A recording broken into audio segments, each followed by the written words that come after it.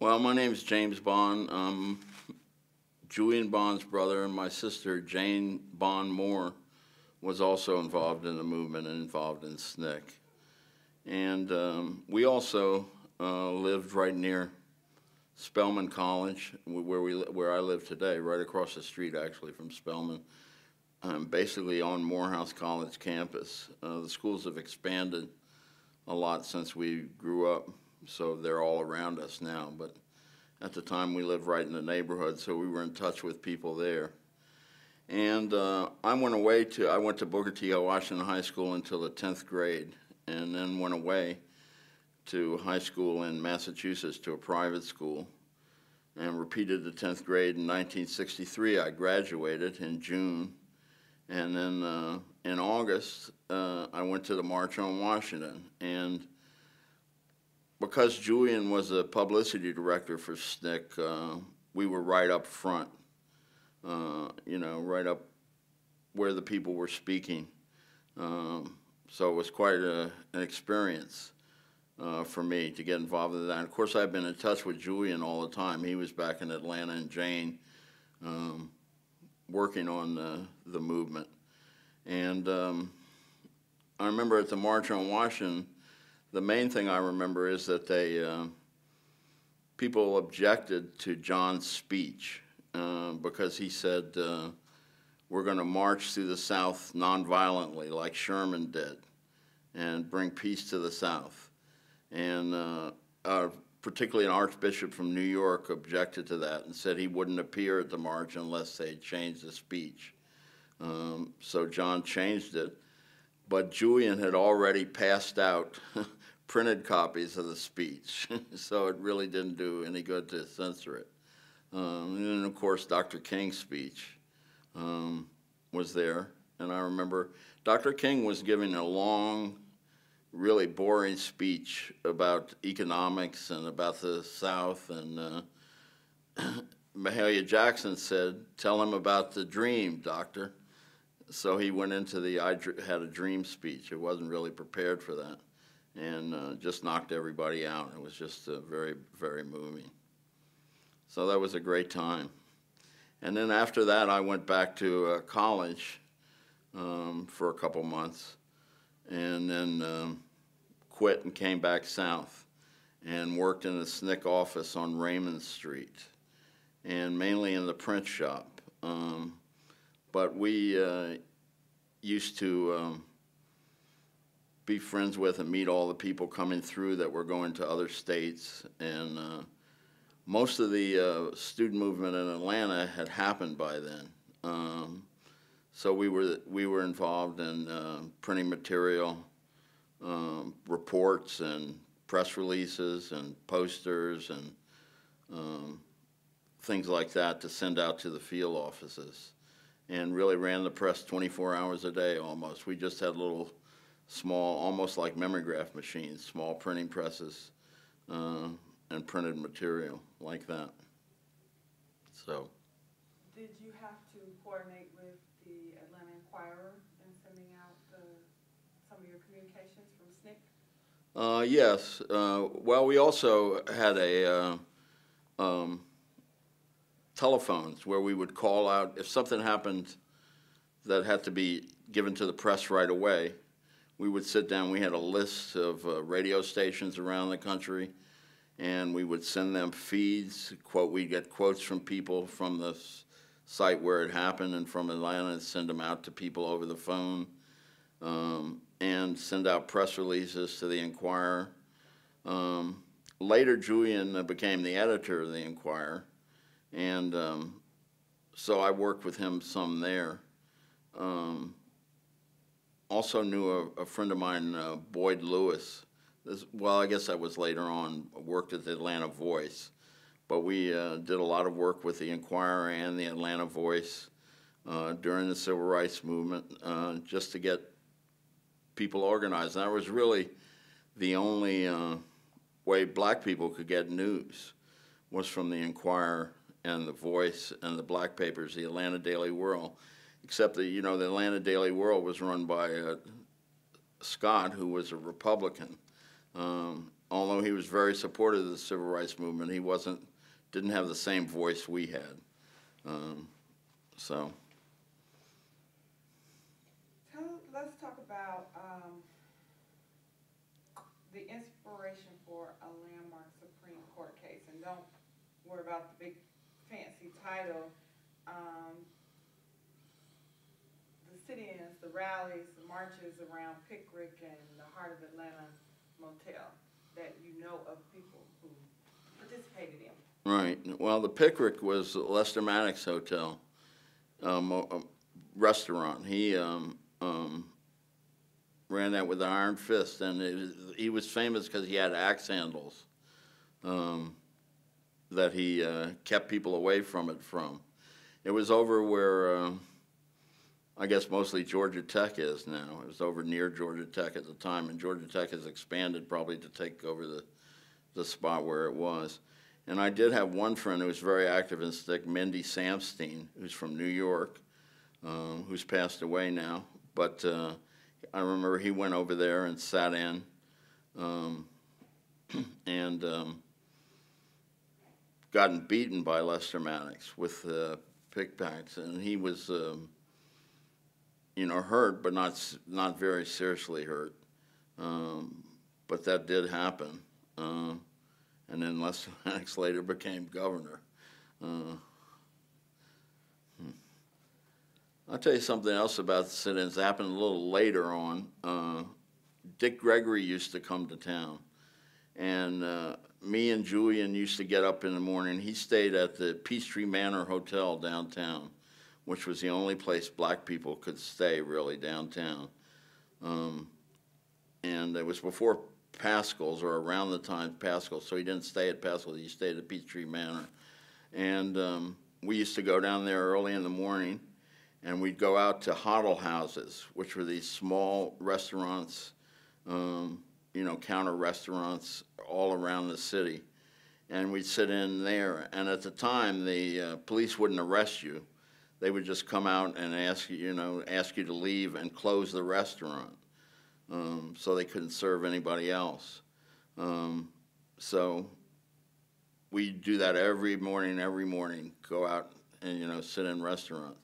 And one morning it snowed, and so we went down there and got Dick Gregory, and as we were coming out to go out, a car got stuck right in front of the hotel, and its wheels were spinning and couldn't get down. So Dick Gregory, who had on this beautiful full-length leather coat, said he would help the guy, and he'd push the guy, help him get out. So he went in the back, pushed the guy, and got him out. And the guy opened the door and flipped him a quarter. And said, "Thank you." So that's the way things were those days. Okay, let's talk about the movement lawyers. Well, my sister married a lawyer, Howard Moore, who they now live in California. And Howard Moore Jr. was a SNCC's lawyer. And he's a very fine lawyer. And he also worked with Donald Holloway and Horace Ward. Were all in a firm together and did a lot of work for civil rights. And in fact, Howard was the person that represented my brother when he was. Just hold on 1 second. We'll start over on that part. Hi, how are you? How are y'all? Everything? Yeah. Oh, he wants him to wear that. He Okay. said the gold one, but I'm pretty sure he's talking about that one. Yeah. That's where it works, right? Yeah. Okay. You want to wear both? I mean, I guess it would. So we're gonna pick up with the movement lawyers and just you can start with the movement lawyers. Right. Well, the movement lawyers. My sister married a lawyer named Howard Moore, who was very active as a lawyer in the movement. He was a SNCC's lawyer, and he also was in law partnership with Horace Ward, who's now a federal judge, and Donald Holloway, who's passed. Holloway was really the great lawyer. And they were following. Howard Moore actually was the 8th black lawyer in the state of Georgia. So that shows you how few black lawyers they were back then. And this happened a little after that, but after the movement, you know, Julian ran for the state legislature, and SNCC took a stand against the Vietnam War, and they asked Julian if he supported it, and he said yes. So the legislature said that he was treasonous and could not be seated, so they kicked him out of his seat. Julian ran again to replace himself, and he won again, but they still wouldn't let him take his seat. So Howard sued, and it went all the way to the Supreme Court. And Julian told me that he was sitting there with Howard, and the state of Georgia, the Attorney General, presented their point of view, and one of the Supreme Court justices said, "Is that all you got?" And Julian said to Holloway, who was, you know, sitting there with Howard, "I guess we're winning." And Howard said, "Shut up, you fool." You know, we are. And they went ahead and won unanimously, 9-0. And so he was seated in his seat. So, but Howard has took many cases connected with the civil rights cases, and his papers now are at Emory University. So if anybody wants to go there, you can see those papers. Plus my family's papers are there, some of my family's papers. My father's and my mother's are at Emory University. I get choked up every time I jump. Okay. When I finish talking, we're going to talk about Rush Memorial.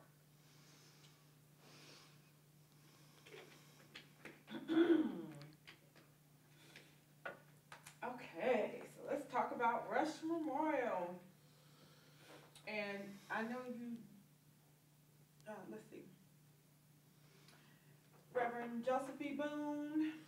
Right. Well, I have a long connection with Rush Memorial because the grandfather I'm named for, James Bond, was the second pastor of Rush Memorial, and in fact he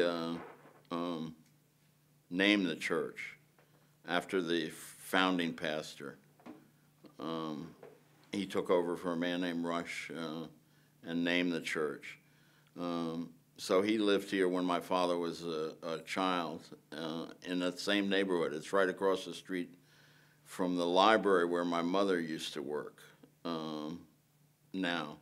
But, you know, it was in a rural area, and they lived right around the corner from that. And they first moved on Mason Turner Street. But people found out they were black and made them move to closer to the universities, closer to Atlanta University, because there were white people there. And so during the Civil Rights Movement, Joseph Boone was the pastor. And they had lots of meetings there to plan the sit-ins. It's right around the corner from Clark and right near Morehouse and right in the middle of Atlanta University. And so it's been a big part of the community for years and years, for over 100 years. And my family's also been in the community for over 100 years because my father lived there as a kid. And let me see what else. Well, right. James Bond, my grandfather was the pastor. Yeah.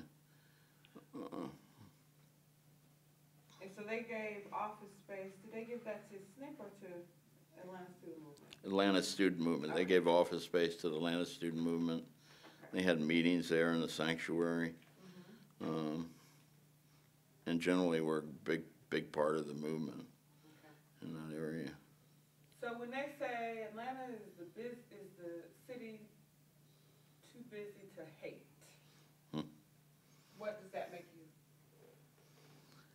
Well, it was a publicity line. That was a publicity line? Yeah, Atlanta had troubles, but I guess not as bad as other cities. I do remember there was a big demonstrations at a restaurant downtown called Leb's, which is right across from where the Rialto Theater is today. And they had people in the street, and I've seen a lot of famous pictures from there where people were beaten and, couldn't sit in it at Leb's. And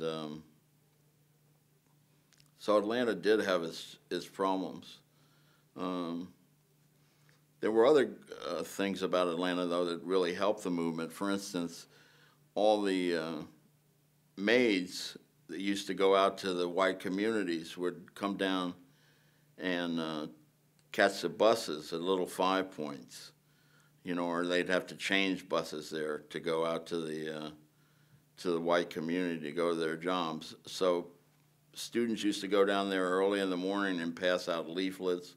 You could always get to talk to people, let them know what was going on right there, because that's where the black community, the working people, gathered to go out to, take care of people's houses. Anything else you want to say about SNCC and its impact on the civil rights movement? Well, SNCC was, I think, the best group in the civil rights movement. There was a difference. Although SNCC came out of Martin Luther King's group, the Southern Christian Leadership Conference, FCLC, they were a different group. They were younger and I think more radical. And SNCC had the philosophy that, it was a people's movement and that we were there to help them. So we would go into communities and live in the communities and take a long time.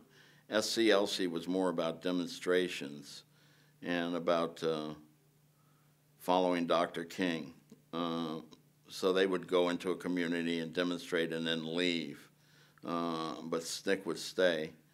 And SNCC also had the philosophy, which I take to a Bob Dylan lyric, which says, "I'm better than no one and no one is better than me." And in fact, all people are equal. And that, everybody had a say and there were no leaders. It was the people that led. So for those reasons, I like SNCC better than SCLC. But, they're both the tremendous champions of freedom and civil rights. Did you ever get jailed or participate in any rallies or sit-ins or marches? I know you came towards the end. Yeah, not in Atlanta. I never was jailed in Atlanta. I lived in New York for a while and was arrested at the South African Embassy in New York, demonstrating against apartheid, and a big demonstration in New York. But nothing came of that, it's just, we were put in jail on Wall Street because the embassy was downtown, and there was no one else in the jails. And, we stayed overnight, and that was it.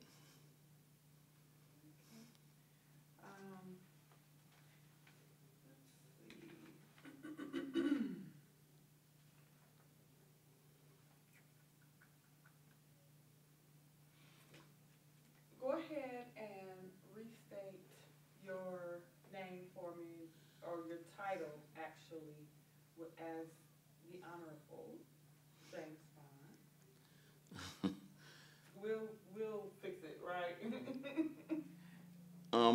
I'm the Honorable James Bond. I'm a former member of the City Council here in Atlanta and worked for the Student Nonviolent Coordinating Committee during the Civil Rights Movement. Beautiful. Anything else you want to say? No, I'm fine. Like, is it over yet? Okay, that's all I had.